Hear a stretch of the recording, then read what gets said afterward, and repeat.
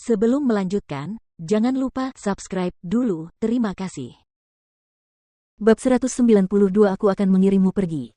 Siapa kamu? Setelah melihat Chu Feng, semua orang sangat terkejut. Tekanan roh di lantai ketiga sangat kuat, dan setelah mengaktifkan dua formasi tanpa bentuk, mereka yang berada di alam asal tingkat kelima dan alam asal tingkat keenam tertekan untuk berbaring di lantai dan sulit bagi mereka untuk bangun. Bahkan Gubo dan Jie Bufan, dua jenius tingkat puncak sangat terpengaruh dan mereka tidak dapat melanjutkan perjalanan menuju terowongan ke lantai 4. Mereka hanya bisa menunggu di sana. Namun, Chu Feng tidak terpengaruh sama sekali dan hal itu sangat mengejutkan banyak orang.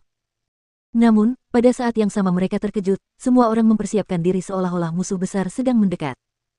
Lagi pula, pada saat itu, kebanyakan dari mereka bahkan tidak dapat melindungi diri mereka sendiri dan mereka terpaksa bertahan di tempat itu. Pada saat itu, ketika orang seperti Chu Feng muncul, itu sangat mengancam mereka. Saya temanmu. Saya dipercaya oleh Ma Qiang untuk datang dan membantumu. Seolah merasakan ketakutan orang banyak, Chu Feng tersenyum ramah pada Gubo dan yang lainnya.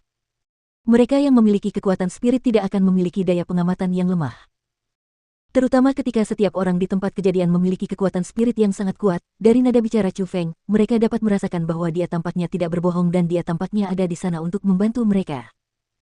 Pada saat itu, orang-orang dari Serikat Roh Dunia seakan-akan beban berat telah terlepas, mereka tak dapat menahan napas lega, dan ketika Chu Feng mengucapkan kata-kata berikut, mereka pun langsung bersukacita.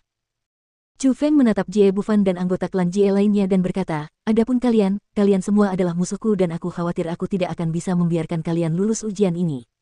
Omong kosong. Kau pikir kau siapa? Seorang anggota klan Jie yang berada di level 6 alam origin mencoba memanjat sambil mengerahkan seluruh kekuatannya. Ia berpikir untuk menyerang Chu Feng. Dirinya yang bahkan tidak bisa melindungi dirinya sendiri, ditendang oleh kaki Chu Feng yang terangkat. Ia terlempar beberapa meter, menabrak dinding, dan kehilangan kesadaran. Bajingan, siapa kamu? Beraninya kamu menyerang klan Jie-ku. Melihat itu, wajah Jie Bufan berubah drastis namun dia tidak menyerang. Dari tendangan pertama Chu Feng, dia bisa tahu bahwa kekuatan Chu Feng tidak bisa diremehkan. Setidaknya, dia yang sekarang mungkin tidak bisa mengalahkan Chu Feng. Akulah orang yang akan menyelesaikan ujian ini untukmu. Chu Feng tersenyum tipis, tetapi tidak menyerang orang lain. Dia hanya mencuri jimat pelindung dari salah satu orang, lalu mengulurkan tangannya ke arah anggota klan Jie lainnya. Pada saat itu, anggota klan Jie bahkan tidak memiliki kekuatan untuk mengikat seekor ayam dan mereka tidak berdaya melawan penjarahan Chu Feng. Pada akhirnya, mereka hanya bisa menatap saat mereka membiarkan Chu Feng mengambil semua jimat pelindung dari tubuh mereka. Apa yang akan kau lakukan? Jie Bufan panik. Ia mendapat firasat buruk saat melihat seikat besar jimat pelindung di tangan Chu Feng. Tidak apa-apa, hanya mengantarmu pergi. Chu Feng terkekeh lalu tiba-tiba mengepalkan tangannya. Puluhan jimat pelindung terjepit menjadi beberapa bagian, dan pada saat yang sama, gelombang aneh juga dikirim keluar. Dasar bajingan. Pada saat itu, Jie Bufan menjadi marah. Dia tidak bisa tetap tenang lagi. Dia berdiri, memancarkan auranya dari alam origin tingkat 7 dan menekannya ke arah Chu Feng. Masih ada kamu. Chu Feng bahkan tidak menaruh tekanan di matanya dan dia hanya membuka kedua tangannya dan meraih ke arah kosmos sat milik Jie Bufan. Chu Feng tidak berencana mengambil harta karunnya, tetapi hanya jimat pelindungnya. Selama jimat pelindung itu rusak, itu berarti mereka menyerah dalam ujian. Gagal dalam ujian adalah penghinaan terbesar bagi klan Jie mereka. Namun, Jie Bufan memang punya beberapa cara.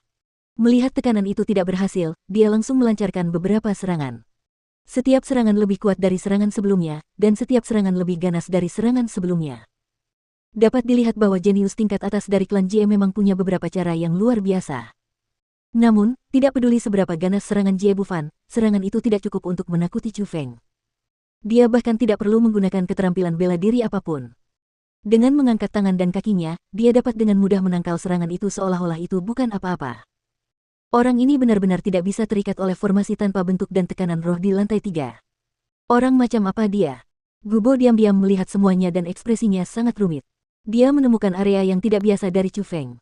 Dia bahkan tidak bisa menandinginya dan dia tertinggal di belakang tanpa harapan untuk mengejarnya. Jadi, dia sangat terkejut. Terkejut karena bagaimana mungkin ada orang yang begitu mengesankan di dunia ini, dan dia juga sangat penasaran. Penasaran dari mana orang itu berasal.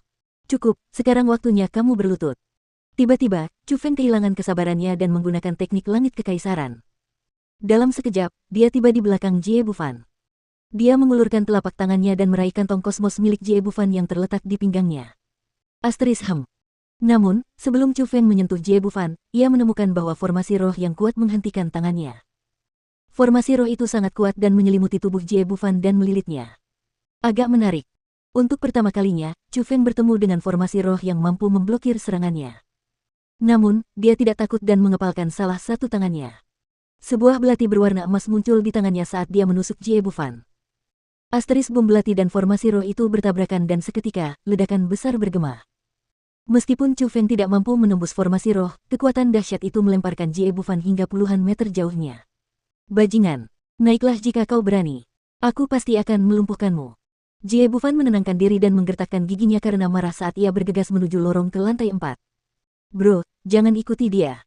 Formasi roh yang menyelimuti tubuhnya dilepaskan oleh harta karun khusus dan itu cukup mengesankan. Di lantai 4, tanpa tekanan dari formasi tak berwujud, formasi roh harta karun itu akan menjadi lebih kuat. Kultivasi Jie Bufan juga dapat digunakan dengan bebas dan di tempat itu, kamu mungkin tidak dapat mengalahkannya. Gubo melihat niat Jie Bufan dan buru-buru menasihati Chu Feng. Terima kasih atas niat baikmu, tapi aku harus pergi ke lantai 4. Chu Feng tersenyum tipis dan cepat-cepat mengejar Jie Bufan. Bertahanlah. Serikat akan segera mengirim orang untuk menyelamatkanmu. Gubo mengalihkan pandangannya ke para jenius dari Serikat Roh Dunia yang tergeletak di lantai. Dia menggertakkan giginya, dan dia juga melompat maju dan bergegas menuju terowongan ke lantai 4. Tidak lama setelah mereka bertiga pergi, selusin atau lebih spiritualis dunia jubah abu-abu bergegas masuk. Mereka semua adalah orang-orang dari Serikat Roh Dunia. Setelah masuk, mereka semua mengerutkan kening dan mereka mengalami sedikit kesulitan dengan formasi tak berbentuk. Cepat, cepat pergi ke lantai 4. Ada bocah nakal yang merusak jimat pelindung kita. Tangkap dia. Benar sekali. Dia melanggar peraturan ujian dan harus dihukum berat. Pada saat itu, anggota klan Jie mulai berteriak keras untuk meneriakkan ketidakadilan mereka. Hal seperti itu tidak pernah terjadi. Mereka hanya tidak mampu menahan tekanan dari formasi tanpa bentuk ini sehingga mereka menghancurkan jimat pelindung mereka sendiri. Namun, para jenius dari World Spirit Guild dengan cepat berbicara untuk membantah. Omong kosong. Sebagai tanggapan, anggota klan Jie sangat marah hingga mereka bisa memuntahkan darah.